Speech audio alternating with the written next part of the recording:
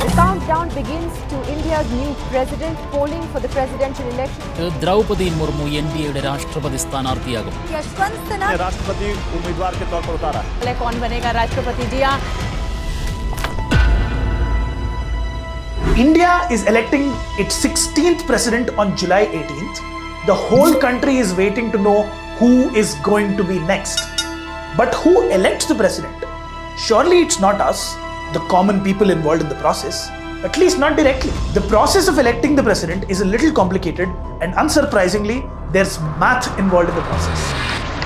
Hi, I am Bhanzu, the world's fastest human calculator, and I am going to shed some light on the math behind electing the president of India. The presidential election is different from the state and union elections, where we the people vote directly and elect our representatives. The president gets elected through an electoral college consisting of elected members of Rajya Sabha, Lok Sabha, legislative assembly members of each state, and elected members of each union territory possessing a legislative assembly. However, each state has a different population. Hence, assigning all the MLAs the same vote weightage will result in an improper representation of the people. To solve this problem of disproportionate representation, the Constitution of India has laid out a method to decide the weightage of votes for MLAs from every state. The voting weightage of an MLA is decided according to the population of their respective state using the formula total population of the state divided by total number of MLAs multiplied by 1000.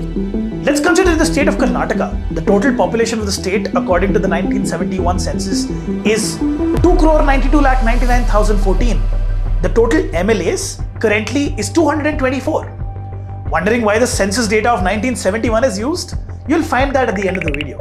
Now, using the formula, the vote weightage of an MLA from Karnataka will turn out to be 131. Similarly, for a populous state like UP, it will be 208 votes per MLA, which is the highest voting value. Whereas with 7 votes per MLA, Sikkim has the lowest voting value. And the total vote value of MLAs from all the states combined comes up to be 5.5 lakh. The case with the members of parliament, however, is different. The Lok Sabha and the Rajya Sabha constituencies have been drawn out in such a way that the number of people in each constituency is roughly the same across the country. So unlike MLAs, MPs already represent the same number of people in a state. Thus, voting value of MPs remains the same across the board. An MP's vote value is calculated by using the formula total vote value of MLAs divided by total number of MPs, which is 708 votes per MP. Hence, the total votes of MPs and MLAs are almost equal. In this year's election, the vote value for MPs will decrease to 700 votes per MP. Let me know in the comments below if you know why. So that's how vote weightages for MPs and MLAs are calculated. But the math just doesn't end here.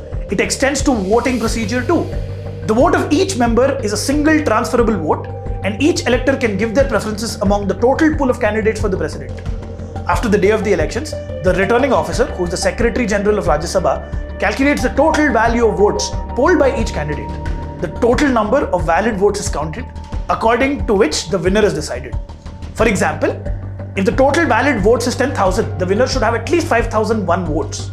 Wait, what if no candidate meets the quota? A recounting is done, and in the process, the candidate who receives the lowest vote is eliminated. Say that there are 4 candidates in total and the total valid votes are 10,000. The vote distribution is as follows. Now, since candidate A with the highest vote has failed to receive the quota to win the election, candidate C will be eliminated, and the 1,000 votes received by C will be distributed among the other candidates according to their second preference.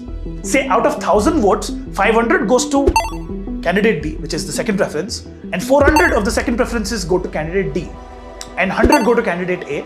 The updated tally of votes will be as follows. The quota hasn't still been met by any candidates. The same process repeats and recurs until candidate D's votes will be distributed among A and C. The final tally will be 4,900 votes for A and 5,100 votes for B. Finally, we have a clear winner by the last round of counting. This is the algorithm behind electing a president in India. What's interesting about the process is how the transferable vote system works. Like in our example, it initially seemed like candidate A was going to win, but in the end, with the process of elimination and redistribution of votes received by other candidates, B surprisingly emerged as the victor. Now, for the people who waited till the end, the Election Commission of India will be using the 1971 census date till 2026 to avoid accounting for the population change within these years. Why? Because the vote value of MLAs is dependent on what the state's population is. The most recent data would always change the vote value, and states may have no choice but to keep their population high, because the more people there are, the more vote value the MLAs will have. Hence, the 1971 census is used to incentivize population control and to encourage family planning programs in the states. Fascinated by how much math is used in the domain of politics and administration? Like, share, and subscribe for more such application-based math content. Also, let me know in the comments if you have any questions or topics that I should be covering. Want to become 4x quicker and better at math? Check out Bhanzu's experiential math learning courses. Book a free demo by clicking the link in the description below.